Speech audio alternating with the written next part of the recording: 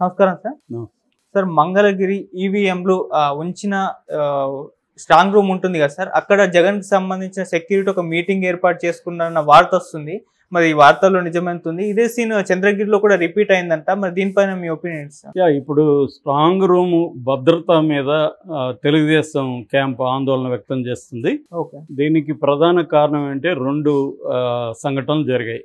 మొదటగా చెప్పుకోవాల్సింది చంద్రగిరిలో పద్మావతి మహిళా యూనివర్సిటీలో ఈ స్ట్రాంగ్ రూమ్ని ఏర్పాటు చేశారు. అక్కడ తిరుపతి చంద్రగిరికి సంబంధించిన ఈవీఎంలని భద్రపరిచారు.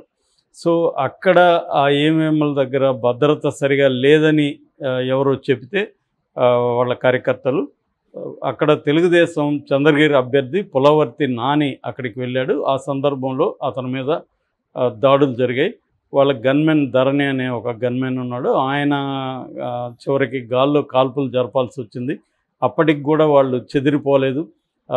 ఆయన మీద కూడా దాడి జరిగా ఆయనకి తలలో కూడా ఇదైంది. ఆ వీడియోలన్నీ కూడా బయటకు వచ్చాయి. సీసీటీవీ ఫుటేజ్లు అంతా కూడా బయటకు వచ్చాయి. సో ఇప్పుడు ఈరోజు పులవర్తి నాని ప్రెస్లో మాట్లాడినాడు. ఆయన ఏం చెప్తున్నారంటే ఇక్కడ స్ట్రాంగ్ రూమ్కి భద్రత లేదు. స్ట్రాంగ్ రూమ్ వెనక గేటు నుంచి ఒక దారి ఉంది. ఆ దారి తుమ్మలగుంట అని అక్కడ చెవిరెడ్డి భాస్కర్ రెడ్డి వాళ్ళ ఊరికి ఆ దారి వెళ్తుంది. సో అక్కడ నుంచి ప్రవేశించవచ్చు. అక్కడ సిఆర్పిఎఫ్ బలగాలు సరైనంతగా లేవు అనేది ఆయన ఆరోపిస్తున్నాడు. ఓకే. సో దాని మీద ఈసీకి ఈరోజు కంప్లైంట్ కూడా చేయబోతున్నట్టుగా చెప్పారు.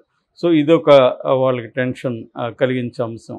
రెండవది నిన్న ఇంకొక చంద్రబాబు కూడా దీని మీద ప్రకటన కూడా ఇచ్చారు. అదేంటంటే గుంటూరులో నాగార్జున యూనివర్సిటీ ఉంది. ఆచార్య నాగార్జున యూనివర్సిటీ అంటారు దాన్ని.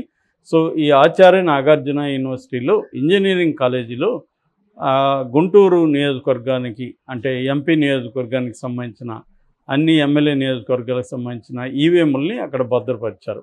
అందులో మంగళగిరిలో ఉండే లోకేష్ నియోజకవర్గం అయిన మంగళగిరి ఈవీఎంలు కూడా అక్కడే ఉన్నాయి. అక్కడ ఇప్పుడు దానికి దగ్గరలోనే అదే యూనివర్సిటీలో దానికి దగ్గరలోనే డైక్మెన్ ఆడిటోరియం అని ఉంది. అక్కడ ఆ డైక్మెన్ ఆడిటోరియంలో మంగళవారం రాత్రి నిఘా వర్గాలు అంటే intelligence department plus SSG special security group ఏదైతే ఉందో అంటే జగన్ పర్సనల్ సెక్యూరిటీ గ్రూపు వీళ్ళు ఈ రెండు విభాగాలు అక్కడ విందు మీటింగ్ ఏర్పాటు చేసుకున్నారని చెప్తున్నారు. ఆ మీటింగ్ జరుగుతున్నప్పుడు మాట్లాడుతున్నప్పుడు వెనక నుంచి స్క్రీన్లో సిద్ధం ఇదైతే ఐకాన్ అయితే అది కూడా వచ్చిందని చెప్పి పోస్టర్ అది కూడా వచ్చింది.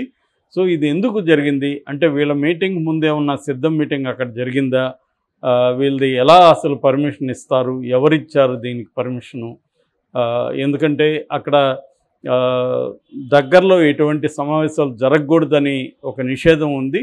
నిషేధం ఉన్నప్పుడు ఇక్కడ ఎందుకు జరిపారు. రెండవది ఏంటంటే డీజీపీ ఆఫీసు దగ్గరలోనే సీకే కన్వెన్షన్ సెంటర్ ఉంటుంది.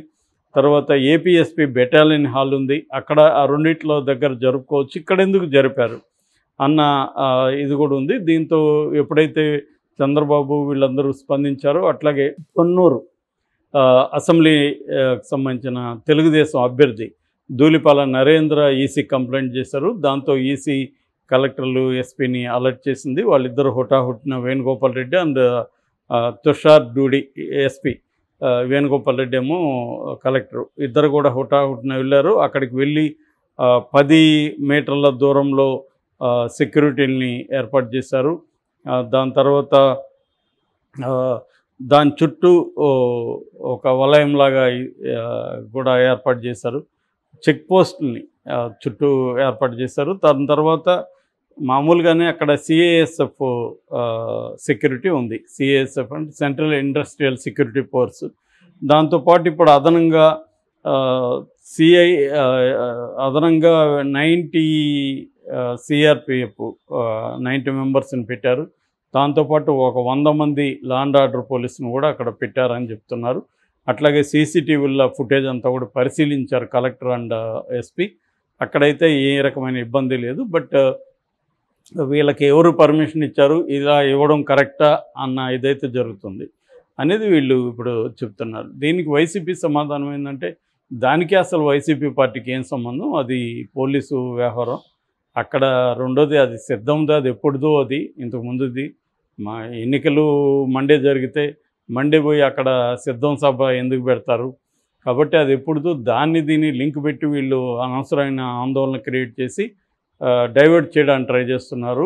ఈ అల్లర్లో నుంచి వైసీపీ మీద దాడులు జరుగుతుంటే దాన్ని డైవర్ట్ చేయడానికి స్ట్రాంగ్ రూమ్లో భద్రత అనే ఒక కాన్సెప్ట్ని వీళ్ళు తీసుకొచ్చి డైవర్ట్ చేస్తున్నారు. యాక్చువల్గా తెలుగుదేశం వాళ్ళే దాడులు చేస్తున్నారు రాష్ట్ర వ్యాప్తంగా.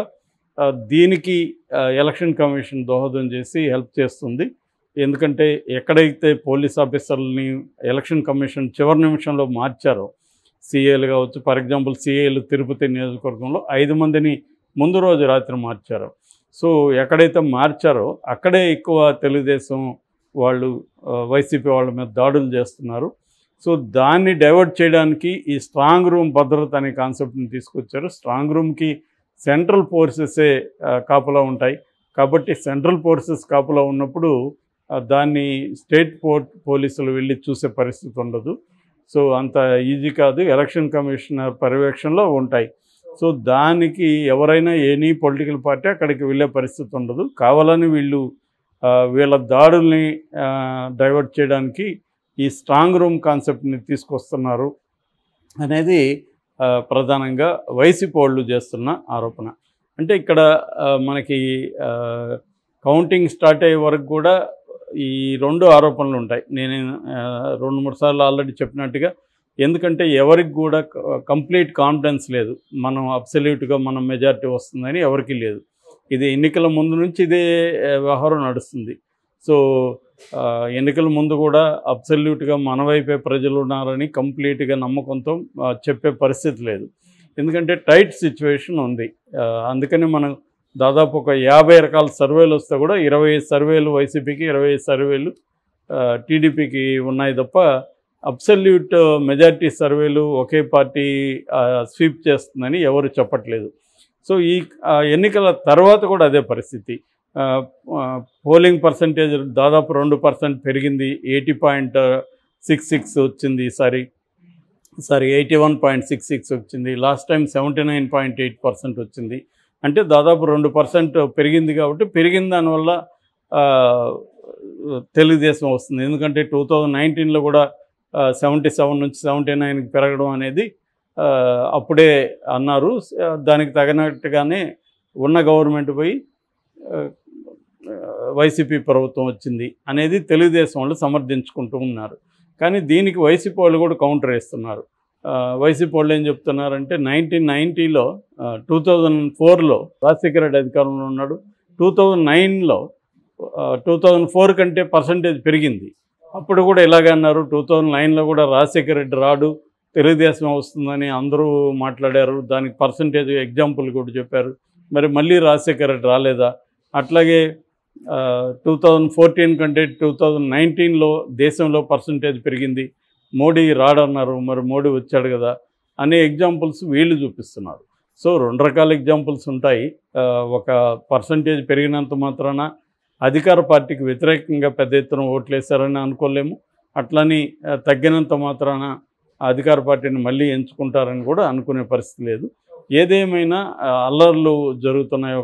ఒక పక్క ఇది ప్రాబ్లం, స్ట్రాంగ్ రూముల దగ్గర ప్రాబ్లం అంటున్నారు. ఇదంతా కూడా ఎలక్షన్ కమిషనే సీరియస్గా తీసుకొని ఇరువైపులా కూడా ఇబ్బంది లేకుండా చూడాల్సిన అవసరం అయితే ఉంది. ఎలక్షన్ కమిషన్ మీదనే ఎక్కువ బాధ్యత కనిపిస్తుంది.